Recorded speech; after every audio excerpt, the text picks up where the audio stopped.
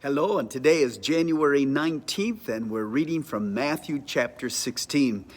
Today we're introduced to the confession that Jesus made to Peter. Well, actually, it was Peter's confession that resulted in Jesus' response. But Matthew 16 begins with the revelation of the Pharisees and the Sadducees and their corruption.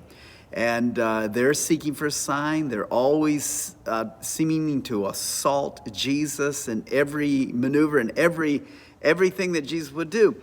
And Jesus then warns them there in the 5th and 6th verse that this leaven of the Pharisees and the Sadducees, and we know what leaven does, he's advising them to be on guard, because how a little leaven in a clump of dough works itself through, and then that begins to obviously rise and affect the entire loaf. And so he's saying that that's what the spirit of the Pharisees and Sadducees is like. It will get inside and it'll just begin to penetrate and affect or contaminate the entire part. So anyways, I want us to drop down into the 13th verse, because Jesus asks a question to his disciples: who do people say that I am? And so they just give him all kinds of answers. They're saying, well, some say you're John the Baptist, some say you're Elijah,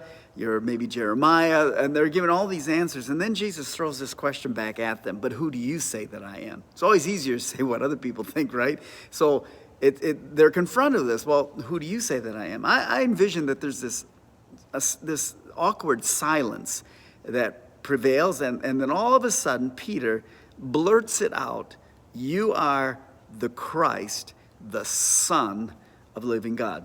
And Jesus responds back and says, hey, listen, Peter, this didn't come from you.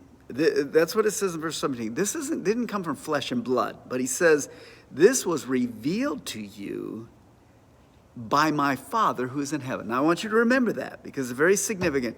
This was revealed to you by my Father which is in heaven. And Jesus makes this proclamation. He says, based on what you've said, that I'm Jesus, the Son of the living God, upon that proclamation, I'm going to build my church, and the very gates of hell are not going to come against it. He wasn't saying he's building his church on Peter, but upon the proclamation that Peter made.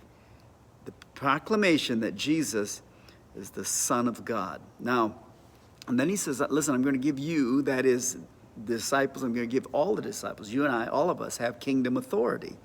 And so this kingdom authority, based upon Jesus Christ, he's going to give us that power, keys to this kingdom, of which we will have a partnering relationship with God, and we'll be able to bind and loose. On earth, we'll have power and authority against the evil one, against dark forces, of which we will be able to bind and to loose. And we will have that success in our ministry. So now I want you to remember that. And then Jesus, he moves from that conversation, and he opens up and says, hey, listen, I'm going to tell you something that's going to come down the road. And he begins in verse 21. He says, listen, there's some bad days ahead. And I'm going to go to Jerusalem. I'm going to suffer many things by the elders and scribes and Pharisees, and I'm going to be killed. I'm going to be put to death. Now, they didn't want to hear that. And they couldn't imagine this miracle worker who was raising the dead was now suggesting that he would be dead.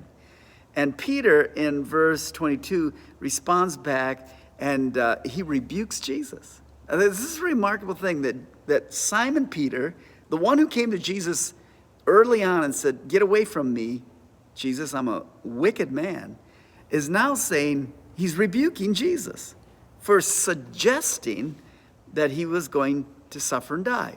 Now, the reason that's interesting, it's almost as if Peter now, because Jesus made this proclamation, hey, Peter, upon this rock I'm going to build my church, and this wasn't revealed to you by flesh and blood, this was revealed to you by my Father in heaven, and now he's like, he thinks he's got this position, this voice.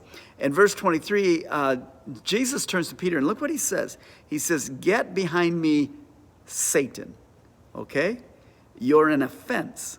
So what Jesus is identifying, this is the work of the dark side. This is a voice of Satan. In fact, this is what he says, for you are not mindful of the things of God. Now, he just got done telling them, hey, flesh and blood didn't reveal this to you, but my Father which is in heaven. Now he's saying, get behind me, Satan, and listen, you're not mindful of the things of God. I want to make this point, and that is that in our walk with Jesus, we must always remain humble, and we must always come to the place of trusting that God, we're learning. We're on a life journey of learning lessons of the faith.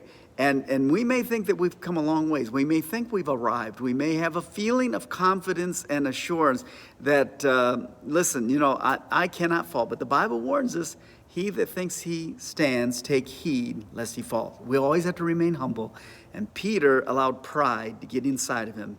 And that pride wedged its way as an entry door for the enemy to get in, and how Peter thought that he could go to the most holy, righteous man that ever lived, who's the Son of God. He just made that proclamation and rebuke God. It's really ironic, but it's a warning to all of us. Be careful, because we can fall the same situation. And then finally, Jesus ends up talking about the cross and says, what's it going to profit you, me, anybody, if we were to gain the whole world, all the riches, all the position, all the power, and yet at the end we lose our soul, the real you? You see, it's not our physical body, it's the soul, the real you inside. What would it profit you to gain everything else, but you lose your soul? And Jesus concludes this by saying, hey, listen, he makes mention of a kingdom. Look at that last verse, 28.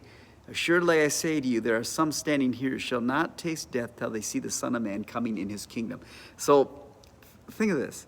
Again, Jesus speaking about some of you aren't going to die until you experience that kingdom. That's the reason I say to you, this kingdom of God is not heaven. Because that's what some people seem to think, is that Jesus is speaking about when I die, I get to be in his kingdom. No, he's speaking here about a literal spiritual rule and reign of God. And that had not yet been activated and wouldn't be until what he just said would happen, that he would suffer and die and pay the penalty of the sins of the world. And when he gave his life and he rose again, the kingdom of God became a present reality. And that kingdom is available for each and every one of us. Do you have the rule and reign of Jesus on the inside of your heart? If you do, then you're a part of the kingdom. I pray you have a blessed day today.